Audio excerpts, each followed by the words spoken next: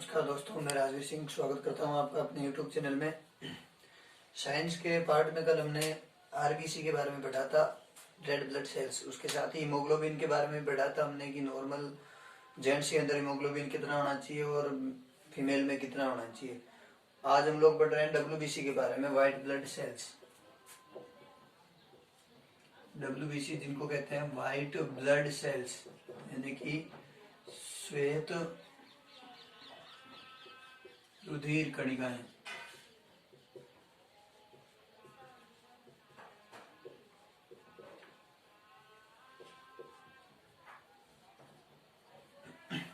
श्वेत रुधिर कणिकाएं भी एक जीवित भाग है ब्लड का। जैसे हमने आरबीसी के बारे में पढ़ा था, हम ब्लड को पढ़ रहे हैं तो ब्लड में दो भाग पढ़े थे हमने, ए जीवित भाग और जीवित भाग। जीवित भाग में आरबीसी, डब्ल्यूबीसी और प्लेटलेट्स। तो आरबीसी हम लोग पढ़ चुके हैं, अब आ रही है हमारी डब्ल्यूबीसी। तो डब्ल्यूबीसी जो है वो मुख्य रूप से छोटी छोटी कोशिकाओं से मिलकर बनती है। जैसे कि आरबीसी है तो वो प्रॉपर केवल एक ही कोशिका से मिलकर बनी हुई है, लेकिन जो डब्ल्यूबीसी है ये एक अकेली डब्ल्यूबीसी जो होती है वो 5 अलग अलग कोशिकाओं से मिलकर बनती है।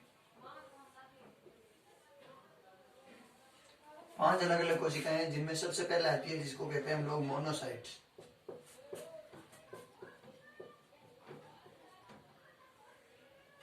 सबसे पहले आती है मोनोसाइट, दूसरी आती है लिम्फोसाइट,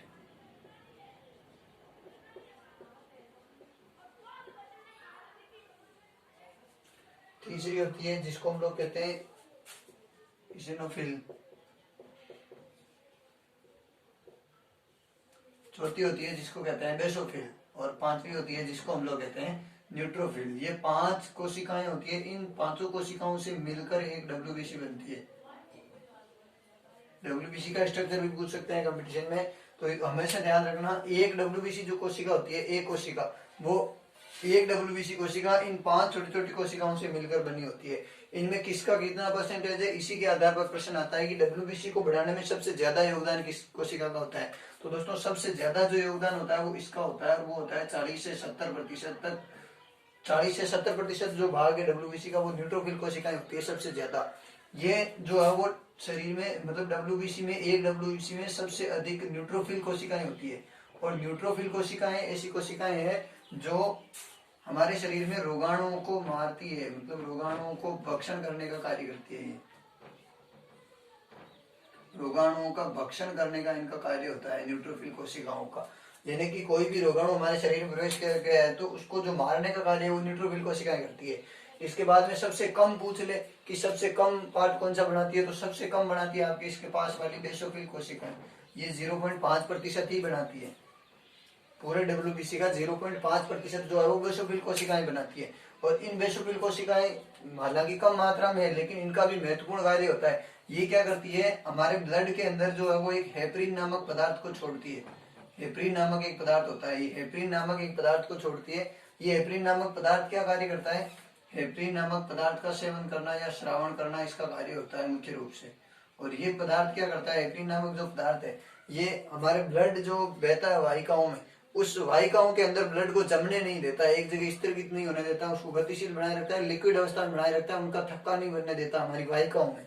तो हेपरिन का मुख्य कार्य क्या होता है, रक्त का थक्का ना बनाना वाहिकाओं में, वाहिकाओं में थक्का नहीं बनने देता, या वाहिकाओं में रक्त को वाहिकाओं में जमने नहीं देता, ये कार्य होता है इसका। इसके बाद बची ये दोनों मोनोसाइट्स जो कोशिकाएं होती है वो 2 से 4% भाग बनाती है इसका। डब्ल्यूबीसी का 2 से 4% जो भाग है वो मोनोसाइट्स कोशिकाएं बनाती है। उसके बाद आती है लिम्फोसाइट, तो लिम्फोसाइट 20 से 40% भाग बनाती है। और लिम्फोसाइट जो कोशिकाएं होती है इनका एक महत्वपूर्ण कार्य होता है, ये हमारे शरीर में प्रतिरक्षा का निर्माण करती है। यानी कि जो एंटीबॉडी बनती है हमारी बॉडी में वो इन कोशिकाओं के द्वारा बनती है। तो ये प्रतिरक्षा का निर्माण करती है हमारे शरीर में। 5 कोशिकाएं हैं, 5 का अलग अलग कार्य है। अगली बचती है आपके इसिनोफिल, तो इसिनोफिल जो कोशिकाएं होती है वो 1.6% होती है। लगभग 1.6% जो कोशिकाएं होती है वो इसिनोफिल कोशिकाएं होती है। और इन कोशिकाओं की विशेषता होती है कि इनकी संख्या अगर सामान्य से ज्यादा हो जाती है, मतलब नॉर्मल से ज्यादा हो जाती है, अगर किसी भी डब्ल्यूबीसी कोशिका में 1.6% से ज्यादा इसिनोफिल कोशिकाएं हो गई है तो वो हमारे शरीर में एलर्जी उत्पन्न करती है। एलर्जी का कारण यही कोशिकाएं होती है। तो ये अगर सामान्य से अधिक हो जाती है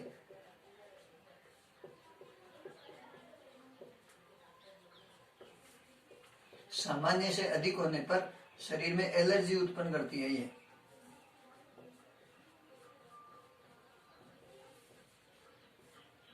एलर्जी उत्पन्न करती है या एलर्जी का कारण बनती है। जो डब्ल्यूबीसी है वो मुख्य रूप से इन 5 कोशिकाओं से मिलकर बनती है। इन पांचों में ध्यान रखना, ये सबसे अधिक है न्यूट्रोफिल, और सबसे जो कम है वो सबसे कम कोशिका कौन सी है, बेसोफिल जो कोशिका है वो सबसे कम भाग होती है डब्ल्यूबीसी का, लेकिन महत्वपूर्ण भाग होता है। सबका अलग अलग कार्य भी ध्यान रखना दोस्तों। सबसे पहले मोनोसाइट्स कोशिका आती है, तो ये 2 से 4% होती है, और दूसरी आती है लिम्फोसाइट। लिम्फोसाइट 20 से 40% होती है, जिनमें प्रतिरक्षा का निर्माण करती है। मतलब हमारे शरीर के अंदर जो एंटीबॉडी बनती है वो किन कोशिकाओं में बनती है, लिम्फोसाइट कोशिकाओं में बनती है, डब्ल्यूबीसी की लिम्फोसाइट कोशिकाओं में। इसिनोफिल जो कोशिकाएं होती है ये 1.6% होती है, और अगर इनकी संख्या सामान्य से अधिक हो जाती है हमारी बॉडी में, तो ये जो है वो एलर्जी का कारण बनती है, एलर्जी उत्पन्न करती है हमारे शरीर में। चौथी आती है आपकी बेसोफिल कोशिकाएं। बेसोफिल कोशिकाएं बहुत ही कम मात्रा में, सबसे कम मात्रा में बेसोफिल कोशिकाएं होती है। इनका एक मुख्य काम होता है, ये हेपरिन नामक पदार्थ स्रावित करती है, और ये हेपरिन नामक जो पदार्थ है ये रक्त को वाहिकाओं में जमने नहीं देता। हमारी नलियों के अंदर जो खून बह रहा है उसको अंदर जमने नहीं देता, ताकि वो खून बहता रहे लिक्विड अवस्था में। उसके लिए ये हेपरिन नामक पदार्थ जिम्मेदार होता है। पांचवी और लास्ट बचती है न्यूट्रोफिल कोशिकाएं। न्यूट्रोफिल जो कोशिकाएं होती है वो 40 से 70% भाग बनाती है डब्ल्यूबीसी का, और इन्हीं कोशिकाओं का मुख्य कार्य होता है हमारे शरीर के अंदर रोगाणुओं को भक्षण करने का। तो रोगाणुओं को भक्षण करने का काम इन कोशिकाओं का होता है। ये डब्ल्यूबीसी का स्ट्रक्चर है। एक डब्ल्यूबीसी जो कोशिका होती है वो इन 5 कोशिकाओं से मिलकर बनी होती है, अलग अलग पार्ट में, तो इनको ध्यान रखना। इसके बाद आते हैं कुछ डब्ल्यूबीसी की कॉमन विशेषताएं, जैसे हमने आरबीसी में पढ़ी थी, तो वो कौन सी है देखते हैं। सामान्य आकार और आकृति के बारे में पढ़ते हैं, केंद्रक के बारे में पढ़ते हैं कि केंद्रक इनमें होता है कि नहीं होता है। जैसे हमने आरबीसी के बारे में पढ़ा था, किन किन जीवों में ये डब्ल्यूबीसी पाई जाती है और किन जीवों में नहीं पाई जाती, वो भी पढ़ते हैं। देखिए सबसे पहले इनकी जो आकृति होती है वो अनियमित होती है, कोई निश्चित आकृति इनकी नहीं होती, अनियमित आकृति की होती है।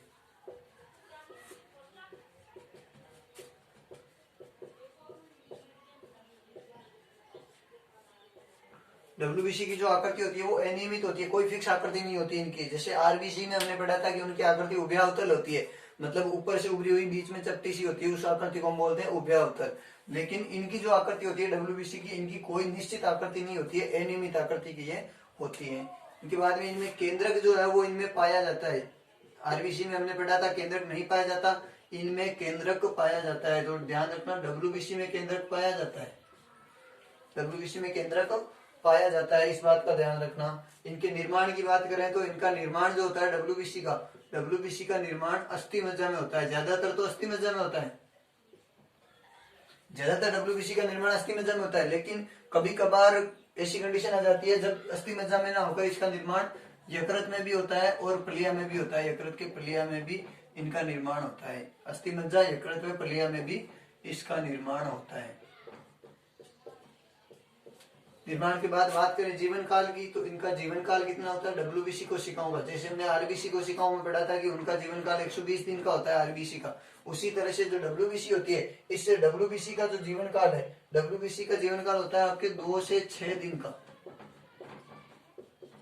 अब जीवन काल मतलब 6 दिन बाद ये मृत हो जाएगी। तो जैसे हमने आरबीसी में पढ़ा था कि आरबीसी जब मृत होती है तो वो यकृत में जाकर मृत होती है, इसीलिए यकृत को आरबीसी का कब्रगाह कहा जाता है। उसी तरह से जो डब्ल्यूबीसी है, इनके लिए कोई स्पेशल जगह नहीं है कि शरीर के किसी पार्ट में जाकर खत्म होगी। ये क्या होती है, 6 दिन बाद जैसे इनका औसत आयु समाप्त हो जाती है, ये रक्त के अंदर ही मृत हो जाती है, रुधिर में ही या रक्त में ही ये मृत हो जाती है, चलते चलते रक्त में ही मृत हो जाती है 6 दिन बाद। तो इनका जीवन काल जो है वो 2 से 6 दिन का होता है, और इनकी जो मृत्यु है वो रक्त के अंदर ही हो जाती है। अब बात करें इनके आकार की, तो ये तो थी इनकी आकृति। इसका साइज की बात करें कि ये कितनी बड़ी होती है, कितना साइज होता है इनका, तो इनका जो साइज है वो लगभग अमीबा के समान होता है। और एक इनमें विशेष प्रकार की गति पाई जाती है, डब्ल्यूबीसी में एक विशेष प्रकार की गति पाई जाती है, उस गति को कहते हैं अमीबीय गति।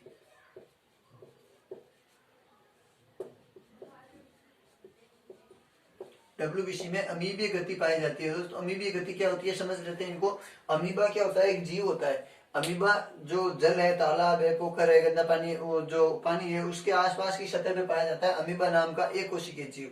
अमीबा की क्या विशेषता होती है कि वो जहां से जल बह रहा होता है उसके विपरीत दिशा में बहता है, और जल के अंदर जो कीटाणु वगैरह होता है उनको खाकर अपना पेट भरता है। उसी तरह से ये डब्ल्यूबीसी कोशिकाएं होती है। हमारी वाहिकाओं के अंदर मान लो ये हमारे रक्त की वाहिकाएं हैं जिनके अंदर रक्त बह रहा है, मतलब जो नब्स है हमारे शरीर की, इन नब्स में अगर रक्त इस दिशा में बह रहा है तो सेम एग्जैक्ट अमीबा की तरह, अमीबा की भी यही विशेषता होती है कि जल अगर इस दिशा में बह रहा है तो वो जल के विपरीत दिशा में चलता है। इस जल इधर से बह रहा है तो अमीबा इस प्रकार चलता है, और जल के अंदर जो कीटाणु है उन कीटाणुओं को वो खा जाता है और वही उनका पोषण होता है, अमीबा का पोषण होता है। सेम एग्जैक्ट ऐसी की ऐसे ही हमारी जो वाहिकाएं हैं इनके अंदर अगर रक्त इस दिशा में बह रहा है तो इस रक्त के बहने के विपरीत दिशा के अंदर डब्ल्यूबीसी गति करती है, यानी कि रक्त उस तरफ से आ रहा है तो डब्ल्यूबीसी इसके विपरीत दिशा में जाएगी। और इस रक्त के अंदर जो भी रोगाणु है, कीटाणु है, कोई रोग उत्पन्न करने वाला या हानिकारक कोई जीव अंदर आ गया है, हानिकारक जो कीटाणु आ गया है, उसको ये डब्ल्यूबीसी कोशिकाएं रक्त के अंदर मार देती है। इस प्रकार की गति के कारण इसको कहा जाता है अमीबीय गति। तो आपको पूछ सकता है कि निम्न में से किन कोशिकाओं में अमीबीय गति पाई जाती है, तो वो डब्ल्यूबीसी कोशिका होती है। आरबीसी, डब्ल्यूबीसी, प्लेटलेट्स, तीनों ऑप्शन दे दिए और ये पूछ लिया गया कि अमीबीय गति निम्न में से किस में पाई जाती है, तो अमीबीय गति जो है वो केवल डब्ल्यूबीसी में पाई जाती है, आरबीसी और प्लेटलेट्स दोनों में नहीं पाई जाती। तो इसको याद रखना। अगला आप जानते ही हो कि डब्ल्यूबीसी को हमारे शरीर का सिपाही कहा जाता है, और ये क्यों कहते हैं आप सभी जानते हो कि डब्ल्यूबीसी को शरीर का सिपाही कहा जाता है।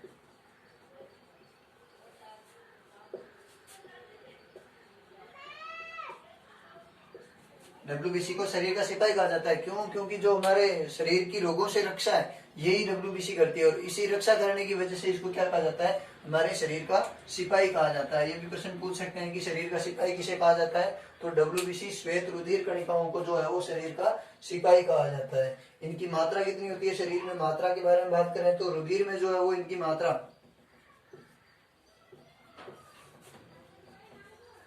रुधिर में डब्ल्यूबीसी की मात्रा कितनी होती है, जैसे आरबीसी की मात्रा हमने पढ़ी थी 5.5 मिलियन के आसपास, उसी तरह से डब्ल्यूबीसी की जो मात्रा है वो 6000 से 10,000 के लगभग होती है पर क्यूबिक मिलीमीटर ब्लड में। पर 100 ml ब्लड में जो है वो 6000 से 10,000 जो है वो डब्ल्यूबीसी पाई जाती है, ये इनकी मात्रा होती है। इसके अलावा बात करें कि आरबीसी और डब्ल्यूबीसी का अनुपात कितना होता है, मतलब संख्या के अंदर आरबीसी हमेशा ही डब्ल्यूबीसी से ज्यादा होती है, और कितनी ज्यादा होती है वो भी हम लोग यहाँ देख लेते हैं। आरबीसी का डब्ल्यूबीसी के साथ अनुपात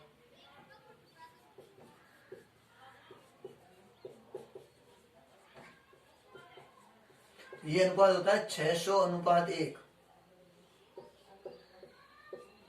600:1 होता है, मतलब कि अगर आरबीसी और डब्ल्यूबीसी की तुलना करें तो 600 जहां आरबीसी होगी वहां पे केवल एक डब्ल्यूबीसी होगी, मतलब आरबीसी की जो संख्या है वो ज्यादा होती है। आपको पूछ सकते हैं कि डब्ल्यूबीसी की आरबीसी डब्ल्यूबीसी की कितने गुना होती है शरीर में, तो कितने गुना होती है, लगभग 600 गुना होती है। ये प्रश्न आया हुआ भी है एलडीसी के अंदर कि जो आरबीसी जो है वो डब्ल्यूबीसी की कितने गुना पाई जाती है, तो कितने गुना है वो 600 गुना पाई जाती है। इसको याद रखना दोस्तों।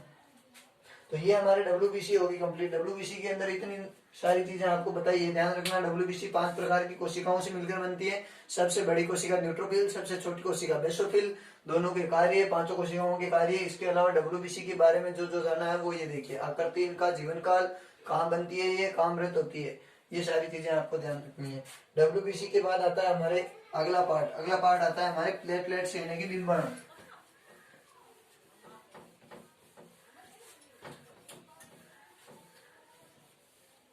जीवित कोशिकाओं का, रक्त का जो जीवित भाग है उसका अंतिम पार्ट, लास्ट पार्ट आता है हमारे प्लेटलेट्स यानी कि डिम्बाणु।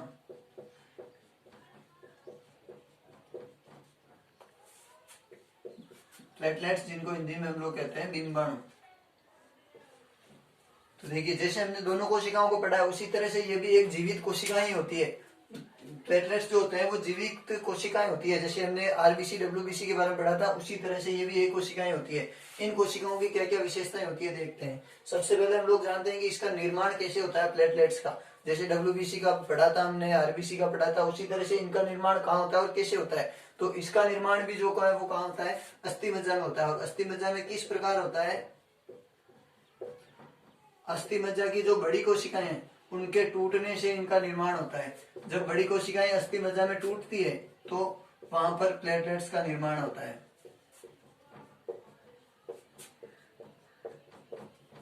इनका जो निर्माण है, प्लेटलेट्स का निर्माण बड़ी कोशिकाओं के टूटने से होता है।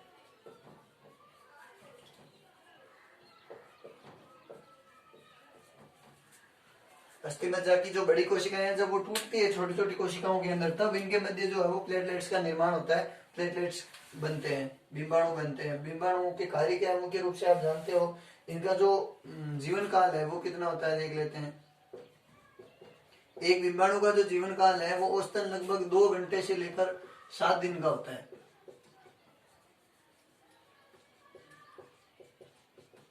2 घंटे से लेकर 7 दिन तक का हो सकता है। इनका औसत काल जो है वो 7 दिन तक जीवित रह सकते हैं। तो इनका कार्य मुख्य रूप से हम लोग जानते ही हैं। बिंबाणुओं का, प्लेटलेट्स का काम क्या होता है, कार्य क्या होता है इनका। इनका जो कार्य है वो मुख्य रूप से होता है हमारे शरीर के अंदर रक्त का थक्का जमाना। तो इनका कार्य होता है रक्त का थक्का जमाना। थक्का किसे, जैसे में मान लो कहीं चोट लग गई है और उस चोट वाले स्थान से ब्लड बह रहा है, बाहर निकल रहा है, तो वो हमारे शरीर से ज्यादा मात्रा में संचित ना हो, इसके लिए ये क्या करती है, उस रक्त का थक्का जमा देती है, उसे वहीं रोक देती है। तो ये रोकने का जो कार्य है वो प्लेटलेट्स करते हैं, ब्लड को बहने से रोकने का कार्य या रक्त का थक्का जमाना इनका कार्य होता है। इनकी संख्या कितनी होती है, संख्या देखें तो प्लेटलेट्स की जो संख्या है वो कितनी होती है, अगर देखें तो ये लगभग होती है 25,000। हमारे शरीर में इनकी संख्या जो होती है वो लगभग होती है 25,000 पर क्यूबिक मिलीमीटर 100 ग्राम ब्लड के अंदर। शरीर के अंदर जो प्लेटलेट्स की संख्या है वो लगभग 25,000 क्यूबिक पर मिलीमीटर होती है एक 100 ग्राम ब्लड के सैंपल में। इसके अलावा बात करें हम लोग कि अभी हमने कहा था कि जो प्लेटलेट्स का जो कार्य है मुख्य रूप से वो क्या होता है, ब्लड का थक्का जमाना। इस जो रक्त का थक्का बनता है किस प्रकार बनता है, जैसे मान लो कि हमारी ये स्किन है और इस स्किन पर हमें यहाँ से कट लग गया, चोट लग गई है और हमारे जो नब्स थी यहाँ से उस नब्स का जो ब्लड है वो बाहर आ रहा है। तो यहाँ पर स्किन पे क्या होता है, छोटे छोटे एक ऐसे जाल बने हुए होते हैं। ये जाल होते हैं एक तो विटामिन के स्किन पे परत होती है विटामिन के की, उस विटामिन के जाल होते हैं। और इन विटामिन के जाल के साथ साथ ये जो बिंबाणु होते हैं, ये बिंबाणु इनके बीच आ जाते हैं और एक प्रोटीन होती है वो काम में आती है जिसको कहते हैं फाइब्रोनोजिन।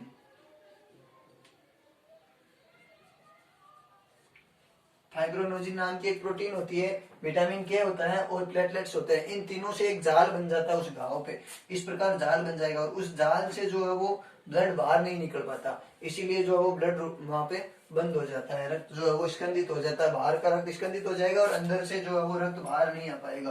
तो यहाँ पर जो है वो मुख्य रूप से जो कार्य होता है रक्त का थक्का जमाने का, ये रक्त का थक्का जमाने का काम कौन करता है, एक प्रोटीन होती है, उस प्रोटीन का नाम होता है फाइब्रोनोजिन। फाइब्रोनोजिन नाम की एक प्रोटीन होती है जो रक्त का थक्का जमाने के अंदर सहायक होती है। तो याद रखना, रक्त का थक्का जमाने के लिए आवश्यक प्रोटीन या काम आने वाले घटक, तो घटक में तो कौन से रहेंगे, विटामिन के, फाइब्रोनोजिन और प्लेटलेट्स। और प्रोटीन कौन सी है मुख्य रूप से काम में आने वाली, फाइब्रोनोजिन। तो ये आपके रक्त का जो सजीव भाग है वो संपूर्ण हो गया। इससे पहले असजीव भाग हम लोग पढ़ चुके हैं, आज सजीव भाग कंप्लीट हो गया, रुधिर रक्त जो है वो हमारा कंप्लीट हो गया है। और इसी के साथ सबको नमस्कार और ज्यादा से ज्यादा चैनल को लाइक, शेयर और सब्सक्राइब करें। धन्यवाद।